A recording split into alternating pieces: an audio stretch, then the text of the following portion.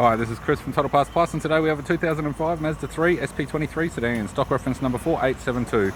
This shape runs from the 10th month 2003 through to the 4th month 2009. It has an L3 2.3 litre 4-cylinder petrol engine backed by an automatic front-wheel drive transmission. L3 2.3 litre 4-cylinder petrol engine. We have the right-hand fog light, left-hand fog light, both SP23 type. Left front 17-inch factory alloy mag with a good tyre. Left power door mirror. Left front door has 3 small dents, as does the left rear door.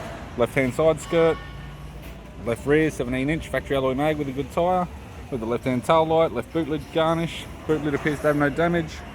Bumper bar has a few little scuffs but still usable. Right hand tailgate, boot lid garnish. Right hand tail light. Right rear 17-inch factory alloy mag with a good tyre. Right rear door has 1 small dent. Right front door has 3 small dents. Right front 17-inch factory alloy mag with a good tyre and a right power door mirror. We have the driver's side door trim, power window master switch.